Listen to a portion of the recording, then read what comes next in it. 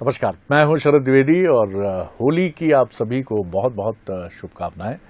आज हमारे साथ जो इस ख़ास होली के मौके पर जो एक किरदार, एक शख्सियत जुड़ रहे हैं, वो बड़ी ही बहुत कम समय में उन्होंने बड़ी लोकप्रियता हासिल की है सोशल मीडिया प्लेटफॉर्म पर। उनका अपना यूट्यूब चैनल है और रंजीत भैया, जो मालवा में भैया को भैया बोलने का एक ख़ास अंदाज़ है, उसी लाइन पर उनका अपना यूट्यूब चैनल है। तो चलिए, ज़्यादा हम वक्त ज़ाया नहीं करते हैं और सीधे इंदौर रुख करते हैं, जहां खुद रंजीत भैया हमारे साथ जुड़े हैं। रंजीत भैया, आपका बहुत स्वागत करता हूं मैं, बहुत स्वागत और बहुत वेलकम, और होली की ढेर सारी रंगीली सजीली शुभकामनाएं। और आपका जी मैं भी सबसे पहले बंसल न्यूज और शरद सर को बहुत बहुत धन्यवाद देना चाहता हूं कि आपने आपके शो में मुझे आमंत्रित किया। सर, ये तो मैं सम्मानित हुआ हूं। आप जैसी प्रतिभाएं जब आती हैं तो हमें बहुत अच्छा लगता है। और मैंने आपका जब वो पहला वीडियो देखा जिसमें आपने रंगों की एक बड़ी डेफिनेशन दी थी, मैं उस पर तो आऊंगा बाद में, लेकिन सबसे पहले रंजीत भैया के बारे में मैं सोचता हूं कि हमारे जो इस प्रोग्राम को देख रहे हैं, होली के मौके पर गुजिया सामने रखे हुए, इंदौर का बढ़िया मालवी नमकीन भी होगा सामने, हो सकता है पोहे में नींबू के साथ वो आनंद उठा रहे हों और इस प्रोग्राम को देख रहे हों। थोड़ा सा रंजीत भैया अपने बारे में बताइए। आपका नाम रंजीत तो क्लियर है जी। पूरा नाम अगर आप बताना चाहें, कहाँ से हैं इंदौर में, क्या पढ़ाई लिखाई, क्या सपना और कैसे आगे बढ़े? जी जी सबसे पहले यदि मैं अपनी बात शुरुआत करता हूं, मैं अपना परिचय दे देता हूं कि मेरा पूरा नाम रंजीत कौशल है और मैं इंदौर के ही गांव देवगुड़िया के पड़ोस में, देवगुड़िया में फेमस शिव मंदिर है कुटकेश्वर जी, उसके पड़ोस में एक गांव है दूधिया, वहां से हूं। और एक किसान परिवार से हूं, मध्यम वर्गीय परिवार से हूं जी। और मेरी मम्मी दूधिया गांव के सरपंच रह चुके हैं 2005 से 10 तक जी। पापा मध्य प्रदेश विद्युत मंडल में कर्मचारी रह चुके हैं, अब रिटायर हो गए हैं वो। तो शुरुआत गांव से ही हुई, आज भी गांव में ही निवास करता हूं और मध्यम वर्गीय परिवार से जुड़ा हूं और उन्हीं चीजों को आप लोगों के सामने लेकर आना शुरू करा और उसी से प्यार मिलना शुरू हो गया मुझे। रंजीत भैया, दुनिया में जो सबसे बड़ा रेवोल्यूशन किया है, सबसे बड़ी क्रांति जो की है, वो मध्यम वर्ग ने ही की है। यानी मैं भी एक मध्यम वर्गीय परिवार से हूं, अभी तक आपकी तरह कोई क्रांति तो नहीं कर पाया, लेकिन इतना पक्का है कि जो भी अच्छा काम हुआ है, चाहे वो कोई क्रांति हो, अभिनय हो, खेल हो, सचिन तेंदुलकर हो, अमिताभ बच्चन हो, विराट कोहली हो या हमारे रंजीत भैया हो, ये सारे लोग मध्यम वर्गीय हैं। और इसीलिए आप जो इतने खुश मिजाज हैं, जो आप इतनी मुस्कुराहट ना सिर्फ आपके चेहरे पे होती है बल्कि हमारे चेहरे पर होती है, कैसे आपके मन में ये विचार आया? एक्टिंग की तरफ आपका रुझान हो सकता है, हो थिएटर की तरफ हो सकता है, हो थोड़ा सा इस तरफ बताइए कि जब कॉलेज की तरफ आप आए तो सपना क्या था कि क्या एक्टिंग करूंगा, फिल्म में जाऊंगा, या फिर क्या था वो सब कुछ? जी सर जी, अभिनय की बात करता हूँ। मैं गांव के सरपंच का बेटा था और शुरुआत में मतलब पापा की सरकारी नौकरी थी, तो बिल्कुल लापरवाह लड़का था। आज भी लापरवाहियां जारी है लेकिन शुरुआत में लापरवाहियां करी थी। और उसी समय वीसीआर चलते थे, तो जो पुराना समय, जिस समय इंटरनेट नहीं था, सोशल मीडिया नहीं था और बहुत पुराना समय था, ब्लैक एंड व्हाइट टीवीज होते थे, तो वीसीआर में फिल्में देखने का शौक था। खैर सभी को ही रहता है, लेकिन फिर धीरे से समय बदला, डीवीडी और सीडी प्लेयर का जमाना आया, तो फिल्मों से हम बहुत ज्यादा कनेक्ट हो पाए, क्योंकि उस समय फिल्में भी मिल पाना बड़ा मुश्किल होता था जी। लेकिन फिर जब डीवीडी और सीडी प्लेयर का समय आया तो उन फिल्मों को देखकर उनके डायलॉग्स को, अभिनय को दोहराना, उनकी नकल उतारना, तो बड़ा मजा आता था। तो उस समय सोचा नहीं था कि मेरे को अभिनय की तरफ जाना है। और जिस तरह से मैं बता रहा हूँ कि भाई मैं लापरवाह था, पढ़ाई में भी बिल्कुल लापरवाही करी, जैसे तैसे फाइनल ईयर कंप्लीट किया आर्ट सब्जेक्ट से, क्योंकि मुझे सिर्फ डिग्री चाहिए थी, पढ़ाई से लगाव बहुत कम था। तो अभिनय की तरफ मेरा खिंचाव था। फिर धीरे धीरे सोशल मीडिया आया। सबके शुरू में मैंने जब नए नए मोबाइल आए थे तो उसमें यूट्यूब पर मेरी नजर पड़ी कि भाई इसमें वीडियो बनाया जा सकता है और लोगों को अपना अभिनय दिखाया जा सकता है, क्योंकि इससे पहले 2 प्लेटफॉर्म थे, एक बड़ा पर्दा, एक छोटा पर्दा, जहां पर पहुंचने के लिए बहुत ज्यादा मेहनत करनी पड़ती थी और एक लक वाली बात होती थी कि कब एक लक चमक जाए और वहां पर जाने का मौका मिल जाए। तो अपना अभिनय दिखाने के लिए जो प्लेटफॉर्म था वो एक समय पे था ही नहीं, एक वो लक वाली बात थी। फिर जैसे ही मेरी नजर यूट्यूब पर पड़ी और उसके बारे में जब पता चला तो मैंने सोचा कि ये एक अच्छा जरिया है अपना टैलेंट पब्लिक को दिखाने का। हालांकि 2015 की बात कर रहा हूं मैं, उस समय भी सोशल मीडिया और इंटरनेट 2G चलता था, 202 रुपए में 2G 1 GB मिलता था 1 महीने के लिए। जी, तो इसको भी इतना ज्यादा आम पब्लिक जानती नहीं थी, लेकिन फिर भी मैंने सोचा कि कहीं से तो शुरुआत करनी है। तो मैंने यूट्यूब पे एक चैनल बनाया। एक मेरा भांजा है, वो एडिटिंग अच्छी तरह से जानता था, अजय कौशल, और मुझमें अभिनय की कला थी। तो हम दोनों ने एक टीम बनाई, रंजीत एंड अजय नाम का एक यूट्यूब पे चैनल स्टार्ट किया और करीब उसको हमने 1 साल तक चलाया। तो पब्लिक का काफी अच्छा रिस्पांस मिल रहा था और अचानक फैमिली में एक हादसा हो गया। पापा को ब्रेन हेमरेज हो गया, पैरालिसिस का शिकार हो गए और पूरा मैं अंदर से टूट गया था। मतलब एक जो आजाद पंछी था, जिसको ना पैसा कमाने की फिक्र थी, ना दुनियादारी का लोड लेने की जरूरत थी कि भैया पापा है ही, सब कर ही रहे और हम जिम्मेदारियों से बिल्कुल परे थे। तो जब ये आघात फैमिली पे हुआ तो मैं पूरी तरह से टूट गया और अभिनय से बिल्कुल ब्रेक लग गया, वहीं पर विराम लगा लिया मैंने। जी सर। तो ये कहानी है, देखिए हर व्यक्ति की और एक कलाकार की जिंदगी लोगों को मुस्कुराने पर मजबूर करने वाले रंजीत भैया के जीवन में भी चुनौतियां हैं और ये बात वो मुस्कुराते हुए कह जरूर रहे थे, लेकिन उनके दर्द को हमने बहुत गहराई से महसूस किया। पापा क्या अभी इस दुनिया में हैं, ईश्वर उनको, क्या रंजीत भैया?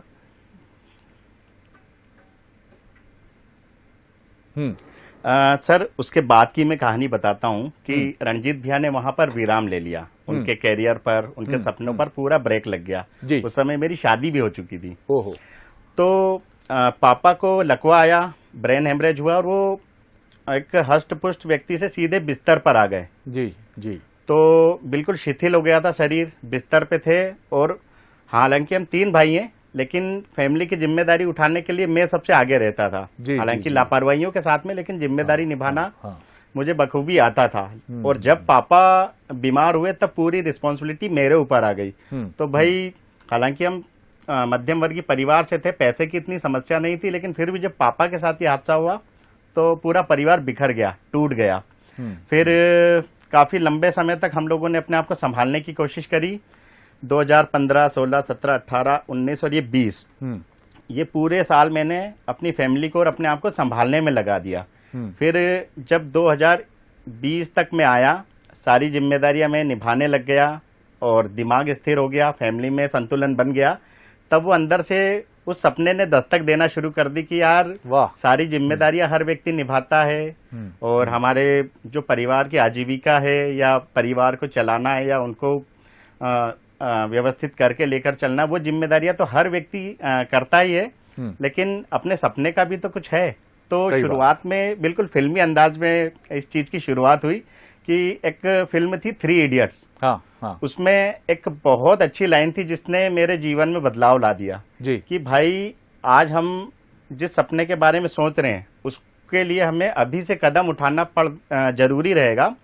और एक समय ऐसा आएगा कि जब हम बुढ़ापे की दहलीज पे खड़े होंगे और वहां से पलट कर देखेंगे तो हम लोग अपने आप में पछताएंगे कि यार उस समय का थोड़ी सी हिम्मत कर लेता तो आज भविष्य कुछ और होता। क्या बात है, तो क्या उस बात है। छोटी सी लाइन ने मेरे जीवन पर बहुत बड़ा प्रभाव डाला और आज रंजीत भैया उस लाइन की वजह से ही आपके सामने। जी सर। ये तो बिल्कुल कहानी पूरी किसी किताब और किसी फिल्म की तरह है और मुझे ये बहुत अच्छा लगा रंजीत भैया कि आपके भीतर एक संवेदनशील मन है। आंखों में आंसू जल्दी आते हैं तो इसका मतलब है कि दिल 24 कैरेट शुद्ध है, आत्मा पूरी तरह पवित्र है और ये आपसे मिलकर हमें बराबर लगता है।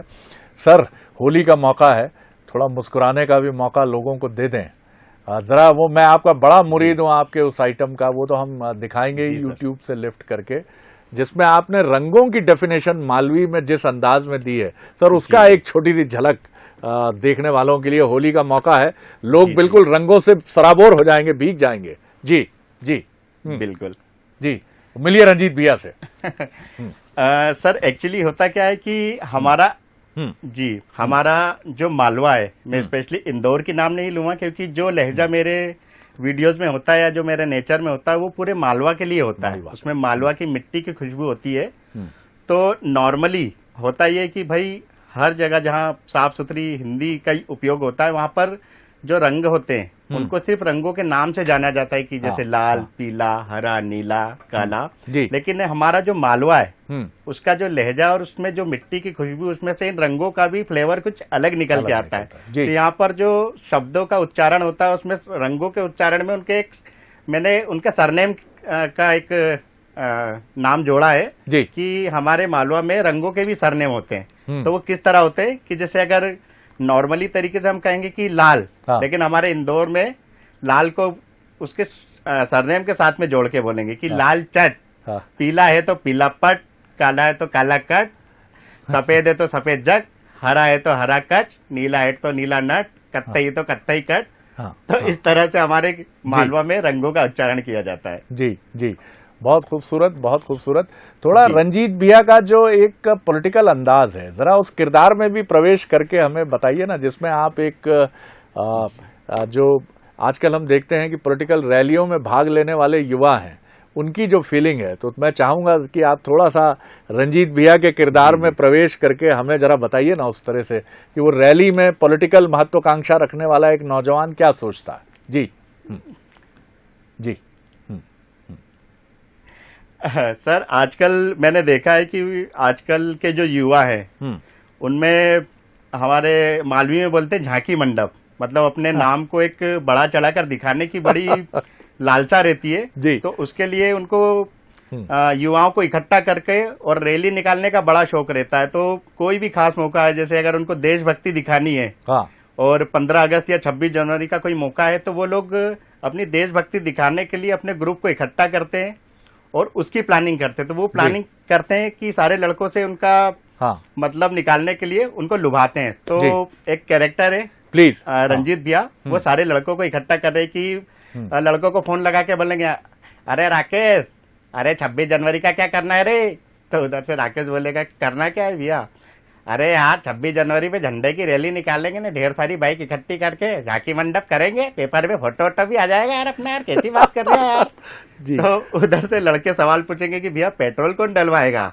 अरे यार पेट्रोल की बात कर रहे हैं यार, इस मतलब रैली में तुम्हारी भी तो झांकी मंडप होंगे, पेपर में तुम्हारा ही फोटो आएगा ना, तुम कैसी बात कर रहे हो यार? पैसे तो तुम्हारी जेब से ही डलाना पड़ेगा यार तुम्हारे को। तो ऐसे करके आजकल के युवाओं में बड़ा रुझान रहता है इन चीजों के लिए। जी, और इस तरह के बहुत सारे कैरेक्टर हर त्योहार, हर खास मौकों पर आपको मिल जाएंगे। जी सर। जी जी, रंजीत भैया, आपके क्योंकि हर किरदार जो आप लेकर आते हैं, एक तो ये बहुत क्रिएटिव काम है, बहुत ही रचनात्मक काम है, आपको लगातार सोचना पड़ता होगा। जी सर। लोगों के मूड से जुड़ी चीजों को उठाना पड़ता होगा, क्योंकि हंसाने से कठिन काम दुनिया में कोई नहीं है। लगता जरूर आसान है लेकिन बहुत कठिन है सर। तो इसका जो क्रिएटिव साइड है, आपके भतीजे आपके साथ जुड़े हैं, ये लिखते भी आप ही हैं, ये जो पंचेज आप देते हैं जबरदस्त, झांकी मंडप, मजा आ गया सर, क्या शब्द है। अरे तुम्हारी भी तो झांकी मंडप हो गया यार, गजब कर रहा है यार, पेट्रोल डलवाओ खुद, गजब कर दिया आपने सर, गजब कर दिया, वाह। मुझे भी कभी मौका दीजिएगा, थोड़ा बहुत ये खाकसार भी हाथ आजमा लेता है सर। जी जी जी जी जी जी, तो ये लिखते आप ही हैं रंजीत भैया? तो सर, जो सवाल आपने किया कि इसकी प्रेरणा मुझे कहाँ से मिली, जी सर, ये मैं शुरू से बताता हूँ आपको कि शुरू में जब मैंने शुरुआत की थी कि भाई अपने सपने को अब पूरा कैसे करना है, तो उस समय में दोबारा से अपने सपने को लेकर सामने आया कि भाई चलो ठीक है शुरुआत करते हैं। लेकिन जब मैंने शुरुआत करने का बारे में सोचा तो 2015 में मैं वीडियोज बना रहा होता था और उस समय को क्रॉस करके मैं आया 2020 में। 2020, लेकिन इसके बीच में टिकटॉक और इस तरह के छोटे छोटे ऐप इतनी ज्यादा मात्रा में पैदा हो गए थे कि हर तीसरा व्यक्ति वीडियो बनाने में लगा हुआ था। जो काम हम लोग 2015 में किया करते थे और उसको खास माना जाता था, जब मैं 2020 में आया तो पूरी तरह से आम बन गया था और पूरा एक कचरे की तरह हो गया था कि उसमें क्वालिटी की कोई चिंता ही नहीं कर रहा था। बस जो जिसके मन में जो आ रहा था वो कर रहा था। तो कदम रुक गए कि यार यहाँ पर तो बिल्कुल कचरा फैला हुआ है, अब इतनी भीड़ में अपने आप को साबित कैसे करूंगा। तो दोबारा निराशा हुई और मैंने अपने आप को दोबारा रोका। फिर मैंने ध्यान दिया कि यार इंदौरी वीडियोस भी बनती है। और इंदौर की वीडियोस में मैंने अक्सर देखा है कि उसमें अधिकतर खाने पीने की चीजों का ही जिक्र ज्यादा होता था। पोहा, जलेबी, समोसा, कचौरी, छप्पन, सराफा, राजबाड़ा। इससे आगे मैंने इंदौरी वीडियो में कुछ देखा नहीं। तो एक किरण जगी आशा की यार इंदौर में बाकी भी चीजें होती, बाकी भी पहलू होते हैं। तो बस वो किरण यही थी कि मैं बाकी के पहलुओं को रंजीत भैया सामने लेकर आएंगे जनता के। और उसके अलावा मैंने देखा कि भाई इंदौर सफाई में लगातार नंबर 1 बनते जा रहा है। पहले साल, दूसरे साल हैट्रिक लगाई, चौका भी लगा दिया। तो उसके अलावा मैंने दूसरी चीजों को भी देखा कि भाई जिस तरह से हमारा इंदौर सफाई में नंबर 1 बना है, तो और भी काफी सारे पहलू है जिनके बारे में हमें बात करना चाहिए। जैसे ट्रैफिक हो गया, या लोग थूक देते हैं रोड पर, इस तरह के छोटे छोटे। तो उन मुद्दों के विषय में भी बात करनी थी। तो एक तो हमें लोगों का मनोरंजन भी करना था, मुझे अवेयर भी, और दूसरा एक जिम्मेदार इंदौरी भी बनना था कि एक मजाकिया। जी सर, बिल्कुल बिल्कुल। तो जी, तो शुरुआत मैंने जिम्मेदारी वीडियो से करी। मैंने कोरोना की अवेयरनेस को लेकर वीडियो बनाया, और ट्रैफिक से रिलेटेड वीडियो बनाया, सफाई से रिलेटेड बनाया। तो उसमें एक इस तरह तक परफॉर्म जा रही थी कि पब्लिक तक मेरी बात जा रही थी, और एक अच्छा रिस्पॉन्स कि हाँ भाई कोई जिम्मेदार बंदा है। और तब तक मेरे को YouTube पे लगभग मुझे 100 या 200 या 250 व्यूज आते थे सर। वाह। फिर मैंने एक बार सोचा कि चलो एक कॉमेडी वीडियो बनाकर देखते हैं। तो मैंने एक वीडियो बनाई कि भाई हमारे इंदौर के लोग कस्में किस तरह से खाते हैं, जिस तरह से अभी रंगों वाला वीडियो था। इसके पहले एक वीडियो बनाया था इंदौरी कस्में। बताइए ना उसकी झलक थोड़ी सी। इंदौरी कस्मों के बारे में मैं आपको बता देता हूँ कि भाई पूरे इंडिया में पूरे इंडिया में नॉर्मली कसम खाते कि माँ कसम या भगवान कसम, लेकिन हमारे इंदौर में इंदौरी कैरेक्टर या मालवी कैरेक्टर ऐसा होता है कि वो हर स्थिति में, हर कंडीशन में कसम खाने की काबिलियत रखता है। जैसे मैं यहाँ बैठा हूँ, तो भाई मैं यहाँ बैठा हूँ तो अरे ये पढ़ाई रोजी की कसम है यार, झूठ बोलूंगा क्या? या ऊपर आसमान की तरफ हाथ करेगा, अरे ये नीले आसमान के नीचे खड़ा हूँ, झूठ बोलूंगा क्या? या पेड़ के नीचे खड़ा, अरे हरे झाड़ के नीचे खड़ा हूँ यार। तो इस तरह की हर सिचुएशन में इंदौरी आदमी या मालवी आदमी कसम खाने की काबिलियत रखता है। वाह, तो वाह। ये वाला जीवन का एक पल इंदौर में से मैं निकाल कर लाया वीडियो के जरिए, और वो वीडियो को इतना प्यार मिला कि वो हमारे इंदौर के अलावा पूरा MP और पूरे इंडिया में घूम फिर कर दोबारा से मेरे पास आया। और इतनी सारी जनता की और खास खास लोगों की प्रतिक्रियाएं मुझे मिली कि जो मेरा एक सपना था वो मेरे को पूरा होता नजर आया उस एक वीडियो के माध्यम से। सर उसकी थोड़ी झलक प्रस्तुत नहीं करेंगे तो मजा नहीं आएगा रंजीत भैया, मजा नहीं आएगा अगर हम आगे बढ़ जाएंगे उसको छोड़ के। तो वो कसम की जरा 4-5 की हरे झाड़ की कसम यार, वैसे इसकी कसम उसकी जी कसम, आनंद आ जाएगा सर थोड़ा सा जरा है। जी जी जी। जैसे अगर हम चाय पी रहे हैं और हमारे पास में चाय का गिलास है, अरे भैया, अरे बुआ ये गोरस हाथ में, झूठ बोलूंगा क्या? अगर कुछ खा रहा हूँ, अरे अन्ना हाथ में यार भैया, झूठ बोलूंगा क्या यार? या हम ऑटो में जा रहे हैं, अरे पढ़ाई रोजी पे बैठा है यार भैया, झूठ बोलूंगा क्या यार? या कोई व्यक्ति हमारे सामने खड़ा है, अरे तेरा सर की सौगन यार, बड़े झूठ बोलूंगा क्या यार? तो इस तरह की कस्में हैं जो हमारा इंदौरी आदमी हर सिचुएशन में खाने की काबिलियत रखता है। गजब गजब गजब। जितने आपने अब तक एक यूट्यूबर के नाते जितने वीडियोस आपने अब तक अपलोड किए हैं, हजारों में उनकी संख्या हो सकती है, सैकड़ों में हो सकती है, उसमें आपके दिल से लगा हुआ कौन सा है? क्योंकि एक आर्टिस्ट अपनी किसी क्रिएशन से बड़ा प्यार करता है, वैसे तो वो सभी से प्यार करता है, लेकिन कोई एक चीज होती है कि टाइमिंग बड़ी जबरदस्त हो जाती है, स्क्रिप्ट बड़ी अच्छी मिल जाती है, और एक बड़ा कनेक्ट भी हो जाता है उस किरदार से। तो कोई ऐसा कोई किरदार है आपने जिसमें आपको बहुत मजा आया हो, लोगों को भी जाहिर तौर पे आया ही होगा, वो भी जरा प्रस्तुत कीजिए। जी जी जी सर। तो एक इमोशनल टच के साथ में एक स्टोरी मेरी रह गई थी जी, उसके साथ में मैं यहाँ तक आता हूँ जी कि जब मैंने शुरुआत की थी सर आज के समय, तो मैं एक मैरिड बंदा हूँ, मेरे 2 बच्चे हैं, फैमिली की रिस्पॉन्सिबिलिटी है। तो जब मैंने शुरुआत करी तो इन लोगों के बारे में सोचा जो हमारे को देख रहे होते, जो हमारे बहुत ही करीबी होते, क्योंकि जिस तरह से टिकटॉक पर लोग हरकतें कर रहे थे उस हिसाब से वीडियो बनाना एक बेवकूफ़ी की तरह माना जाता था। तो मेरे लिए लोगों का सामना करना भी एक बड़ा चैलेंज था कि यार इन लोगों को क्रॉस करके मैं अपने टैलेंट को कैसे दिखाऊं।